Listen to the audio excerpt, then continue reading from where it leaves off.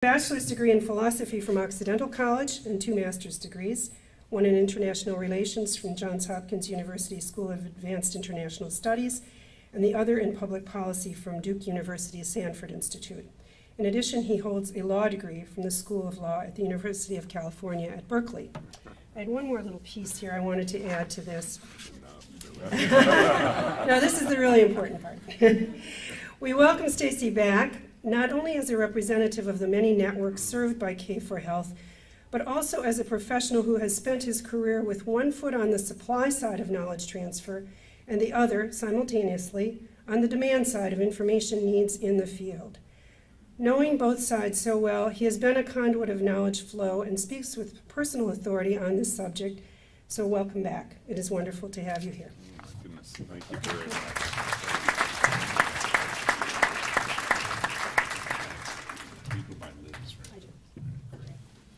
Thank you very much, Liz, and I apologize to all of you for the length of that introduction. I love the very last part the best. I have been around a long time, and as a result, the bio data get longer and longer. But I can't seem to get away from it. You know, it's the commitment to international development, to addressing problems of poverty reduction and social exclusion around the world is just one of those, it's like a virus that gets in your blood and it never goes away. So in any case, thank you again, Liz, for the very kind introduction, and Ambassador Michael, or Jim, as I know you in many other contexts.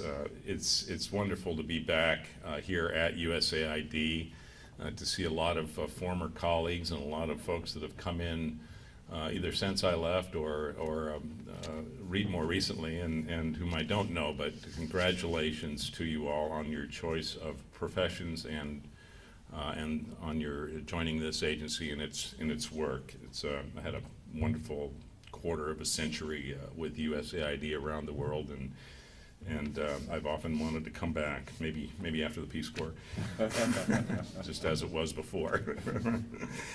Our new director at Peace Corps, Aaron Williams, someone also well known to Ambassador Michael and to many of you, had wanted to and indeed planned to be here today, but he is currently boarding a plane for South Africa to meet with all of the country directors, Peace Corps country directors, who are convening in South Africa this coming weekend, and Aaron needed to go on that trip, but asked me to remember him and to thank you all for participating in this.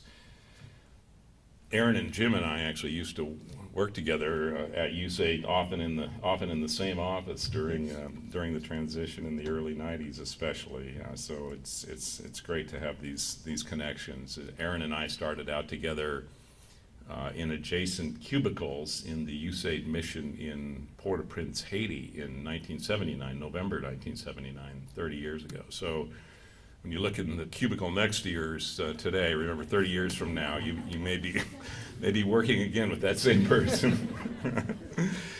Peace Corps has, of course, a very special place in the foreign assistance community. It's a little different than a lot of the other agencies. We're both a people-to-people program that spans international development as well as the broader field of voluntary international service at the community level.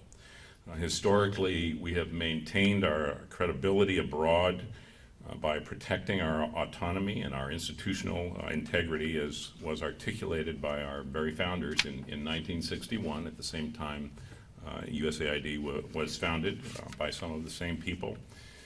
Peace Corps carefully, however, maintains independence from those agencies that are closely associated with specific U.S. diplomatic actions or objectives, a practice that Director Williams and I will certainly continue.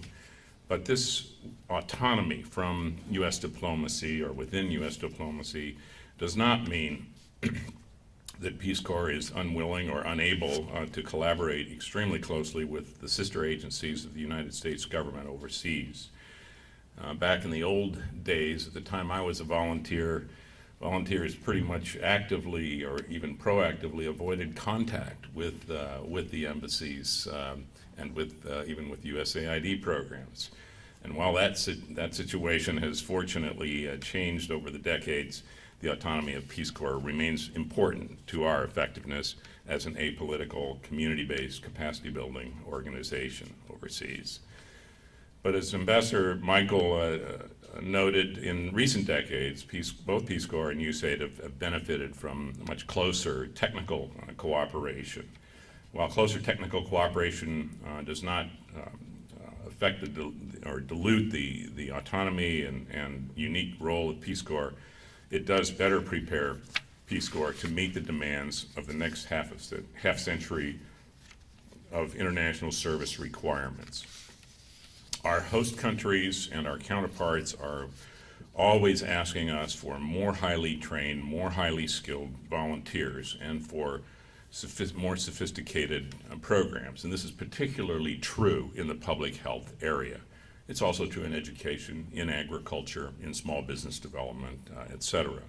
And our volunteers have found that they can both represent the values